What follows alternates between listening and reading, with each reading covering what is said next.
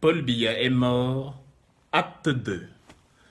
Il y a quelques jours, le FMI, Fonds monétaire international, a enfin accepté la demande de crédit du Cameroun pour une somme de 226 millions de dollars, c'est-à-dire 135 milliards de francs CFA.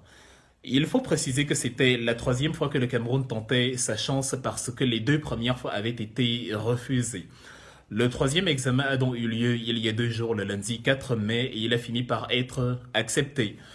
Alors, pourquoi le Cameroun demande de l'argent au FMI? Resituons les choses dans leur contexte. À cause de la crise du coronavirus, le pays se retrouve en situation de quasi-cessation de paiement, où les caisses de l'État sont vides, tant et si bien qu'on est obligé de rouvrir les bars. On a vu les premiers remous qui commençaient à sortir avec la grève des fonctionnaires d'urgence qui ont nécessité un déploiement énorme des forces de l'ordre parce que justement ces gens-là réclamaient plus de considération salariale, plus de primes et ainsi de suite. Les caisses sont vides parce que l'activité du pays est quasiment à l'arrêt, notamment l'activité principale, l'activité alcoolique, l'activité brassicole.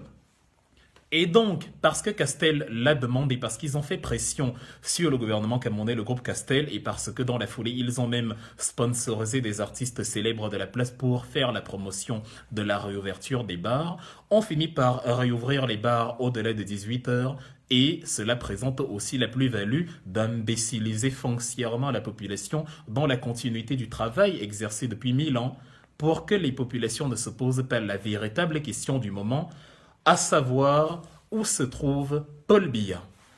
Le plus intriguant dans ce sujet, c'est que à partir du moment où le FMI accepte d'accorder du crédit au Cameroun, les mêmes gens qui nous disaient que la question de savoir où Paul Biya se trouve n'a pas d'importance, ce sont les mêmes qui viennent nous brandir cet argument en nous disant tenez, le FMI a accepté d'accorder du prêt au Cameroun, ça veut dire que Paul Biya est en vie. Parce que comme on avait dit, on avait dit que le FMI refusait d'aider le Cameroun parce que le FMI ne voyait pas le président du Cameroun et donc ils avaient besoin de voir Paul Biya. Ces gens-là qui nous reprochaient donc de dire cela nous disent aujourd'hui, tenez, comme le FMI a accepté, ça veut dire que Paul Biya est en vie. Réfléchissez donc un instant. Si vous reconnaissez que le fait que le FMI ait accepté le crédit signifie que Paul Biya est vivant, ça veut dire que vous aviez tort de nous reprocher de nous le reprocher quand on disait que s'ils n'ont pas accordé du crédit, c'est parce que Paul Biya était invisible. Mais si maintenant vous dites que octroyer du crédit ou non au Cameroun ne dépend pas que Paul Biya soit là ou non, ben ça nous renvoie encore à la situation de départ, c'est-à-dire justement le fait qu'ils aient accepté ne prouve rien du tout. C'est comme si vous disiez que les 14 voitures que l'OMS a accordées au Cameroun, c'est parce qu'ils ont vu Paul Biya, ils n'ont pas eu besoin de ça. Même Atanganji n'a pas eu besoin de l'accord de Paul Biya pour aller chercher les 7 bandits internationaux de Transparency International. On se retrouve donc dans ce qu'on appelle le dilemme cornélien. Vous êtes pris au piège, quelle que soit l'issue de votre argumentaire. À vous de choisir. Maintenant, pourquoi le FMI a accepté le don du Cameroun? Parce que, entre autres, on avait demandé le dossier, le plan de relance économique au Cameroun, que les grands économistes et les grands savants du Cameroun ont été incapables de fournir, alors que vous les entendez vanter tous les jours leur doctorat, mais maintenant le pays s'est humilié 2 fois à l'international parce qu'il n'y avait personne pour présenter un plan de relance économique actuel qui inclut la crise du Covid-19 et ses répercussions sur l'activité économique du Cameroun. Alors pourquoi le FMI accepte? C'est parce que justement, comme cela est mentionné dans son propre rapport, le Cameroun est dos au mur. Pour avoir des dons au FMI, il y a plusieurs types de mécanismes pour recevoir des fonds du FMI. Il y a ce qu'ils appellent là-bas l'IFR, c'est-à-dire l'instrument de financement rapide. Et cela concerne tous les 189 pays qui sont membres de l'organisation. Et à côté de ça, il y a ce qu'ils appellent le FCR, la facilitation du crédit rapide. C'est cela que le Cameroun a choisi. Le FCR a la particularité qu'il concerne principalement les pays à faible revenu. Dans le cas de ce qu'ils appellent le RPC, la réduction de pauvreté et pour la croissance. Donc, il inclut dans ses dispositions que le pays, justement, peut faire face à une crise impromptue, une crise imprévue, une crise immédiate et limitée dans le temps, et justement que le pays n'a même pas besoin, le pays concerné, de présenter un programme économique fini. Ce n'est que le 30 avril que Joseph John Gouttet présente une première ébauche justement qui inclut justement l'économie 2.0 que le Cameroun devra mener dans le contexte du Covid-19. Et même si le document n'est pas finalisé, le FMI vraisemblablement a fini par l'accepter. Ils n'ont pas mentionné Paul Biya dans leurs articles. Ils ont dit, les autorités camerounaises ils n'ont dit à aucun moment nous avons discuté avec Paul Biya et il nous a dit que vous savez comment fonctionnent les médias camerounais lorsqu'il y a un élément de ce genre. D'ailleurs, allez même sur Internet, vous allez y en trouver. On va vous vanter la grande sagesse de Paul Biya, qui justement a permis d'avoir les 226 millions, les 135 milliards de dollars justement du Fonds monétaire international. Mais le FMI lui-même, qui est impartial dans cette histoire, la présidente c'est Kristalina Georgieva, elle est bulgare.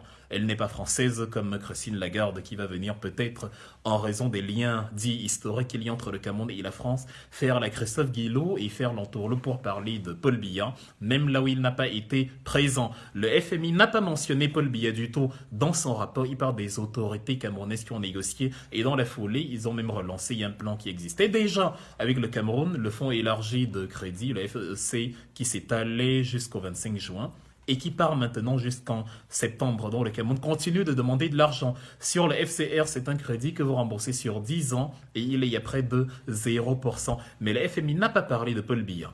Le FMI a parlé des raisons pour lesquelles il est venu aider le Cameroun. C'est que, comme j'ai dit au début, le Cameroun est dos au mur. Le FMI a mentionné la détérioration des termes de l'échange et vous le voyez bien quand le Cameroun exportait sa matière brute ou alors justement commercialiser son pétrole, etc., ou alors recevait les recettes fiscales douanières, c'était près de 3 000 milliards l'année dernière, c'était en période normale, mais maintenant ce n'est plus le cas. Les rapports avec l'international ne sont plus les mêmes parce que justement chacun s'est plus ou moins barricadé. C'est ça qui a fait que le FMI réagisse. Le prix du pétrole sur lequel étaient fondés de grands espoirs pour le Cameroun a malheureusement chuté. Le pétrole que nous utilisons, le pétrole qui est indexé sur le baril de Brent. Brent, c'est un gisement pétrolier au nord-est de l'Angleterre, dans la mer du Nord, sur lequel justement est indexé le prix du baril de pétrole camerounais. Un baril, c'est 159 litres. Un fût de 159 litres, ce qu'ils appellent le baril. Et il était à un prix moyen de 64 dollars. Aujourd'hui, il est descendu à près de sa moitié, 35 dollars. Il pourrait même redescendre si les gens restaient barricadés. Heureusement, les gens se déconfinent. Mais les répercussions pétrolières, entre autres, de ces choses font que le FMI est venu aider le Cameroun. On voit bien le contexte dans lequel le Cameroun se trouve aujourd'hui. Il y a des morts du coronavirus qu'on a cachés. Vous avez vu la sortie du délégué régional des forêts et de la faune du littoral qui fait une commande à l'entreprise KNN Co de 100 cercueils, pendant que Manaouda Malachi, le ministre, vous disait le 29 avril que dans tout le pays, il n'y a que 61 morts. Comment est-il possible qu'il y ait plus de morts dans le littoral à cause du coronavirus que dans tout le pays? C'est un gang de malfrats, c'est une clique de menteurs. Dans la foulée, le même Manaouda Malachi nous parle d'une commande de masques de 350 000, où il dit qu'on n'a même pas besoin des masques du Fonds Survey Cameroun Survival Initiative. Mais pendant ce temps, on voit une note de Ali Mayeto qui a justement des masques commandés à 100 000 exemplaires pour 100 millions. On nous a dit que ce document est un fake, mais chose curieuse, on a donc le document fake qui circule partout sur les réseaux sociaux, mais on n'a pas le document original du ministre de la Santé qui, lui, devrait être disponible. Voilà les hérésies camerounaises de ceux qui vous ont présenté les émissaires de Transparency International et qui veulent que vous les croyiez sur parole ou sur une vidéo de 4 secondes quand ils vous disent que voilà, Paul Biya est vivant. La meilleure façon de prouver que quelqu'un est en vie, c'est de le montrer, c'est de se présenter à la face de tout le monde et de se montrer auprès de ceux qui vous ont élu. C'est tellement facile qu'on ne comprend même pas pourquoi il se complique la vie avec des entourloupes pareils alors qu'il y a des alternatives beaucoup plus faciles, beaucoup plus rapides. Il faut garder à l'esprit que nous sommes dans une république. La République, c'est la chose de tout le monde. Ça veut dire que quand vous avez élu quelqu'un, puisque vous dites que vous avez élu Paul Biya, vous avez des comptes à lui demander. Il doit se montrer. On n'est pas en Espagne où vous allez dire, bon, on a vu Pedro Sanchez, on ne veut pas voir le souverain, le roi et la reine, le prince et la princesse, parce que c'est Pedro Sanchez, la force exécutive. On n'est pas en Grande-Bretagne où vous allez dire, bon, Queen Elizabeth II. N'est là qu'à titre figuratif et symbolique, on veut voir Boris Johnson. Le problème, c'est que même Queen Elizabeth II s'est montrée, il a fait un discours le mois dernier, mais Paul Biya ne se montre pas. Il n'y a aucune vidéo, aucune version de rien du tout où il prononce les mots coronavirus pour qu'on sache que c'est un élément actuel, même lors de la réunion des chefs d'État africains du 30 avril dernier, qui se passe par vidéoconférence. Il ne s'est pas montré. Il a l'habitude, certes, de ne pas voyager, de ne pas y aller, mais là, on ne lui demandait pas de voyager, on lui demandait de faire ce qu'il fait toujours, c'est-à-dire la fainéantise. Mais au moins, il est ici, on pose une caméra et il parle. Il ne l'a pas fait. Donc, dans la foulée, comme on est dans une république, ce n'est pas comme dans les empires. Et même dans les empires, je ne sais pas, en Allemagne, les Allemands ont un président. Vous ne le savez pas parce que vous entendez rarement parler Frank-Walter Steinmeier. Parce que la chancelière incarne la force exécutive. Mais même en Allemagne, le président se montre de temps en temps pour marquer les symboles lors des grands événements et il fait des sorties. Même le cheikh, le fondateur des Émirats arabes unis en 1971, le cheikh Zayed Ben Sultan Al Nahyan, qui a régné 32 ans sur les Émirats arabes unis jusqu'à sa mort en 2004, il se montrait, on savait où il était, on savait ce qu'il faisait, et ainsi de suite. Le Cameroun est-il une monarchie? Donc on n'est pas gêné de voir que c'est Christophe Guillo, un Français, qui vient justement nous dire l'état de santé du président du Cameroun, que c'est sur la France qu'on doit se reposer. Les mêmes Français qui ont été capables de cacher la maladie de leur propre président, Georges Pompidou, jusqu'au 2 avril 1974. Sachez que même la femme de Georges Pompidou n'a pas été mise dans le secret puisque Pompidou avait dit à son fils Alain, garde ta mère en dehors de tout ça. Ne pensez donc pas que ceux qui sont proches de Paul Biya savent davantage sur lui que vous qui êtes à l'extérieur. De la même façon, à la mort de Mehmed Ier, l'empereur des Turcs, que j'avais exposé il y a quelques jours, en 1421, sa mort était cachée 40 jours, même à son armée, on n'a pas dit. Fidel Castro à Cuba, quand il avait 88 ans, il a été dissimulé à son peuple pendant 1 an au point où les gens se demandaient s'il était encore en vie. On a dû être obligé de diffuser certaines images pour montrer que Fidel Castro était en vie. Mais même après, il n'a pas fait long feu. Comme par hasard, il avait 88 ans. Monsieur Hugo Chavez, le président du Venezuela, est mort en mars 2013. Mais vous allez aux États-Unis, vous allez trouver l'ancien chef de sa sécurité, de son état-major, monsieur José Salazar, qui va vous dire que c'est faux. La version selon laquelle c'est le 5 mars 2013 que Hugo Chavez est mort, la version promulguée par Maduro, elle est fausse. Hugo Chavez est mort en réalité le 30 décembre 2012 à 19h32. La raison pour laquelle la mort est cachée pendant 2 mois, c'est pour préparer le gré à gré au Venezuela, pour arranger justement la succession comme dans un empire avec Nicolas Maduro et tout le monde. C'est ce que nous livre monsieur José Salazar qui est actuellement en exil aux États-Unis. Parce que dans tous les pays, dans plusieurs pays, cela s'est vu, comme avec Pompidou jusqu'à son décès du 2 avril 1974. On ne veut pas la même chose au Cameroun.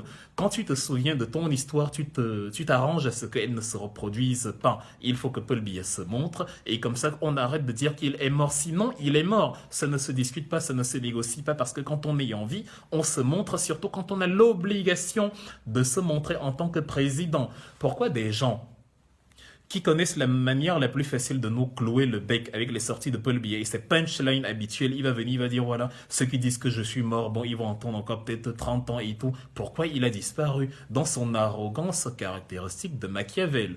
Pourquoi il ne vient pas et pour railler justement ceux qui ont dit qu'il était décédé?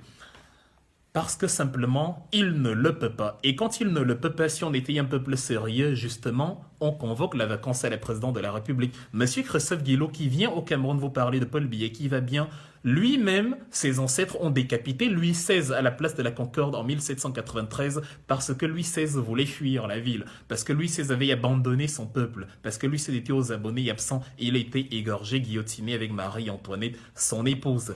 Les mêmes Christophe Guillo, ses frères actuels, sont allés à la place de la Concorde récemment encore, aux Champs-Élysées, partout dans Paris, manifester, les gilets jaunes, etc. Ils ont même voulu assiéger le palais de l'Élysée. Lui-même, il le sait, lui qui, chaque jour, écoute la sortie de son président Emmanuel Macron, c'est qu'il ne pourra jamais accepter en tant que Français qu'en pleine crise sanitaire, le président disparaisse totalement des radars. C'est pour ça que je soutiens, mais il y a 100% l'initiative de la pétition qui convoque justement cette démission parce que nous ne voulons pas de néocolonialisme au Cameroun. Si le peuple camerounais qui est sur place et qui n'a pas connu un autre président qui parle à son peuple, qui respecte son peuple, si eux là-bas, ils sont inconscients, nous on a eu la possibilité de sortir de notre pays et de voir autre chose et on aimerait bien que les nôtres vivent aussi les mêmes avantages. Un président, un dirigeant qui les respecte, qui se montre et qui ne se comporte pas en demi-urge. On dit patriarche, non. Un patriarche, ça respecte ses sujets autant que ses sujets le respectent. C'est comme une autoroute, il y a double sens. Vous ne pouvez pas demander ce que vous-même ne pouvez pas faire. Donc, Christophe Guillo ne peut donc pas accepter cela. Ce n'est donc pas à lui de nous dire comment va Paul Biya, parce qu'Alfred Guinée, un ambassadeur camerounais ne va jamais aller à TF1 avec l'accent camerounais d'ailleurs et dire aux Français, bon j'ai parlé avec Emmanuel Macron et il va très bien. Non, c'est impossible. Les Français vont vomir, vont dire, mais c'est qui ce type? On ne le veut pas. Ce n'est pas si Ben Diaye qui, elle, en plus d'avoir la nationalité française, a un poste régalien en tant que ministre de la Communication en France, porte-parole de l'Élysée. Christophe Guillo n'est pas le porte-parole du gouvernement du Cameroun. C'est monsieur John Gauthier, c'est monsieur Manaouda Malaché qui actuellement sont au Fort Moulin dans la crise. Donc c'est eux que Paul Biya, s'il l'ayant envie, devait rencontrer. C'est à eux de venir nous dire comment il va. Comment peut-on vous mépriser autant et vous êtes content? C'est impossible. Il y a des gens dans la diaspora qui ont dit qu'ils ont donné un ultimatum à Paul Biya pour qu'il se montre enfin, et ces gens-là sont taxés de terroristes, un peu comme les gens de la fameuse brigade anti-Sardina. Et on a réussi à mettre dans la tête aux Camerounais du Cameroun que ceux qui sont entrés dans les ambassades le 26 janvier 2019 sont pires que ceux qui, au Cameroun, ont ordonné qu'on tire sur des femmes, ont ordonné qu'on tire sur des bébés sur le dos de leur mère, ont tiré 5 balles dans le dos de la petite Martha, ont laissé les enfants mourir de faim à Wallord, mourir de soif à Wallord, ont laissé les jumeaux de Monique Oumatekel perdre la vie alors qu'ils étaient sur le point de naître sur le parvis de l'hôpital La Cantini à Douala, ont surfacturé le kilomètre d'autoroute à 11,5 millions de dollars, ont surfacturé l'ensemble de la canne à 3 000 milliards de dollars, soit les 70%, les 75% du budget national. On a réussi à vous mettre dans vos têtes que des gens peuvent être pires que ces gens-là parce qu'ils ont dit que Paul Biya doit se montrer. C'est donc ça l'imbécilisation dans laquelle on plonge un peuple en lui faisant boire de l'alcool et en l'empêchant de réfléchir. Et c'est de là que nous voulons vous sortir. Ceux qui sont dans la diaspora, qui soient du MRC Diaspora, de la Société civile de la Diaspora ou de la fameuse brigade anti-Sardina Diaspora, eux, ils vivent dans des pays où il n'y a pas de coupure d'eau, il n'y a pas de coupure d'électricité. Ils ont fait le sacrifice de ne plus jamais revoir leur famille tant que Paul Biya sera au pouvoir parce qu'ils aiment le Cameroun et aspirent à la bonne gouvernance. Ils n'avaient rien à perdre en venant en Europe et en vivant paisiblement leur vie et en vous oubliant. C'est qu'ils ont vu comment des gens, même si ces pays ont leurs gros défauts, comment il y a un minimum de respect de la vie humaine, comment un président rend des comptes, comment le président répond justement aux sollicitations de ses citoyens en les évitant même au palais, comme Emmanuel Macron toujours au début de la semaine au palais de l'Élysée répondait il y a quelques questions. Ils veulent la même chose chez vous. Vous les appelez sans-papiers. Eux au moins sont sans-papiers dans des pays étrangers. Vous êtes sans-papiers dans vos propres pays parce qu'on est incapable de vous fabriquer des pièces d'identité. Il n'y a rien de pire qu'être sans-papiers dans son propre pays. Encore à l'étranger, même avec des papiers, vous restez un étranger. Si vous êtes sans-papiers dans votre propre pays, c'est que la honte a franchi tous les Himalayas qu'on puisse trouver dans le système solaire.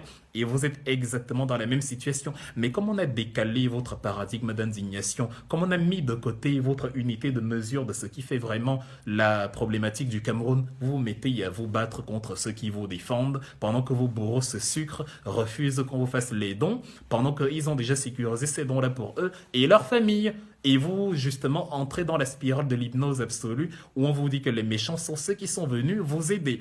Mais les bons sont ceux qui vous disent qu'on a débloqué 1 milliard, 200 millions, 135 milliards pour vous, mais vous ne voyez jamais l'ombre de ces fonds.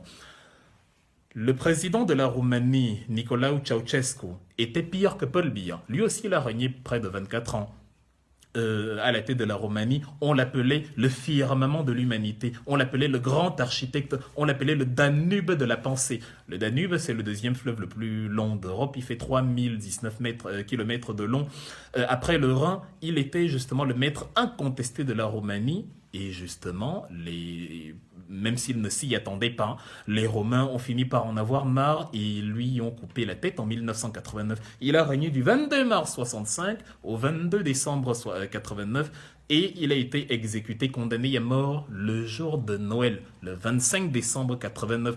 Les Romains s'en foutaient pas mal de la fête du Christ parce qu'ils aspiraient à la justice, parce qu'ils en avaient marre de quelqu'un qui les avait écrasés, assujettis et qui se prenait pour un dieu pendant des siècles. Je ne vous envoie pas décapiter ou exécuter Paul Biya, de toute façon ça ne sert à rien, on n'exécute pas les morts, ce n'est pas la peine, on ne tire pas sur les ambulances qui transportent les cadavres. Mais ceux qui disent Paul Biya est vivant, Paul Biya, il va très bien, il travaille, vous perdez votre temps. Vous n'allez pas réussir à amenuiser la détermination de ceux qui ont dit qu'ils veulent voir Paul Biya coûte que coûte, et ils veulent voir Paul Biya. C'est d'ailleurs logique, vous ne pouvez pas vous compliquer la vie autant. Quelqu'un vous dit, vous avez le moyen par excellence de clouer le bec ou de fermer la bouche des plus radicaux. Vous ne le faites pas, vous préférez des débats inutiles en disant pourquoi vous le cherchez, il est vivant, blablabla. Non, il faut qu'il se montre aux Camerounais, qu'il leur parle du coronavirus, qu'il leur parle de l'actualité actuelle, et on saura qu'il est en vie.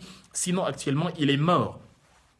On ne veut pas revivre un Venezuela 2.0, on ne veut pas revivre un Ceausescu 2.0, on n'est pas en Roumanie, on ne veut pas revivre un Fidel Castro 2.0, on ne veut pas revivre un Georges Pompidou 2.0, on ne veut pas revivre un deuxième Mehmet Ier, on ne veut plus, on est au troisième millénaire. Il faut que la sorcellerie qui a été installée dans le Cameroun à partir de 82, et qui a mis le pays à genoux en mettant à genoux toutes les compagnies qui faisaient la gloire de ce pays et qui faisaient son respect à l'international. Il ne faut pas que cette sorcellerie politique perdure. En 2020, on est au 21e siècle. Apprenez à penser comme des adultes, comme les adultes que le troisième millénaire veut que nous soyons. Je l'ai dit dans ma précédente vidéo, si vous parlez et que ce que vous dites ne dérange pas, c'est que vous aurez mieux fait de vous taire. Parlez pour déranger, parlez pour créer le désordre, parlez pour semer le trouble, parlez pour secouer. Ce n'est que comme ça que vous ferez justement tomber les cocotiers pourris de l'arbre.